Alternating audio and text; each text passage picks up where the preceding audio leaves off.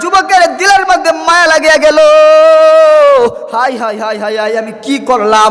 আমার মার মনের মধ্যে আঘাত দিলাম, আমার বাবার মনের মধ্যে আমি আঘাত দিলাম। আমার মনে হয় আর জান্নাত মনে হোক আমার কপালের মধ্যে মিলতো না।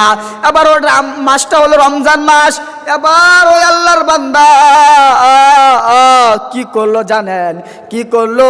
এবার নামাজের পরে ঢাকা গুলশান আজাদ মসজিদের মধ্যে নামাজ শেষ করিয়া চোখের পানি ফেলে আল্লাহ তাআলার কাছে কাঁদতেছে। এবার ওই যুবক কি করলো? কাঁদিয়া কাঁদিয়া জলদি করে বাসায় গিয়া জলদি করে মার্কেটের ভিতরে ঢুইকা মার জন্য কাপড় কিনলো, বাবার জন্য কাপড় কিনলো। কাপড় কিনা জলদি করে গ্রামের দিকে রওনা দিল। আবার যখন তাদের যে কুমিল্লা শহরের ভিতরে ঢুকলো, ঢুকার পরে 12টা বেজে গেছে, রমজান মাস, সব দোকানপাট সব বন্ধ করে দিছে, কোনো গাড়ি নাই, কোনো রিক্সাও নাই। আবার আশেপাশে দোকানদারে বলতেছে, ও যুবক, এখানে তুমি কোনো রিক্সা পাইবা না। ওই যে সামনে যে দেখো রেল স্টেশনের মধ্যে একটা মুরব্বি রিক্সা চালায়, তার বিবিটা অসুস্থ, তার কোনো ছেলে মেয়ে নাই। আবার তুমি সামনে গিয়া যাও। আবার মুরব্বি ওই যুবক ওই মস্ত বড় অফিসার হাঁটি হাঁটি পা পা করে গেলেন ওই রেল স্টেশনের মধ্যে। যা বলতে, চাচা যা দেখলেন একটা বৃদ্ধ একদম পুরো মানুষ ওইখানে শীতের মধ্যে মাথার মধ্যে মাফলার পেঁচাইয়া রিস্কার মধ্যে বসে রয়েছে। বলে, চাচা আপনি সামনে যাইবেন? বলে, হ্যাঁ যাব। যখন ওই রিস্কাওয়ালা এই কথাটা শুনলো, দেখলো সন্তানের কণ্ঠ। বলে, চাচা যাবেন? বলে, চাচা ভাড়া কত? যখন এই কথা বললো, চাচা ভাড়া কত? বলতেছে, তোর জন্য না আমি কতই কষ্ট করলাম, স্কুলে তো কত স্কুলে নিয়ে গেলাম, আমার রিক্সা দিয়া করে দিন তো ভাড়া চাই না। এই রিক্সা দিয়া তুমি তোরে কলেজ ইউনিভার্সিটি পর্যন্ত নিয়ে নিছি, কিন্তু কোনোদিন তো আমি ভাড়া চাই না। আজকে তুই ভাড়ার কথা বলতেছিস, মনে মনে বলতেছে। বলে, কত মানুষ উঠাইলাম, আমি তো ভাড়া নেই না। এবার কি করলো? ওই যে রিক্সার মধ্যে উঠলো ওই মস্ত বড় অফিসার, রিক্সার মধ্যে উঠলো। আবার বলতেছে, চাচা ওই রিক্সাওয়ালা বলতেছে, ও যুবক তুমি কোথায় যাইবা?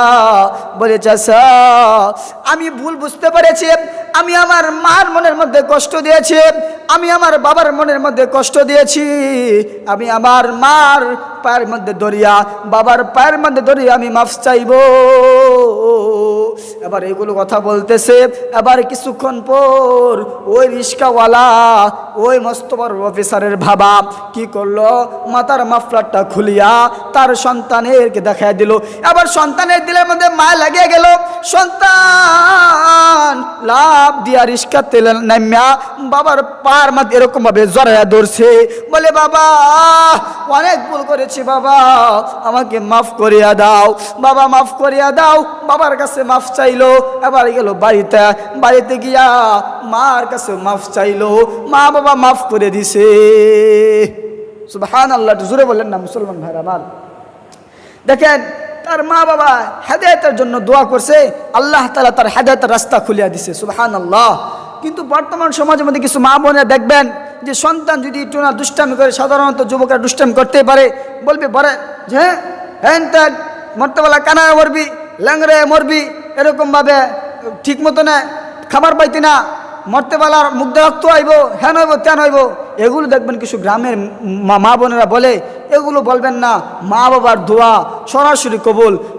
যদি আপনি ভালো দোয়া করেন তাহলে কবুল, যদি আপনি খারাপ দোয়া করেন তাহলে আল্লাহ তাআলার কাছে কবুল হয়ে যাবে। এজন্য এগুলো খেয়াল রাখবেন।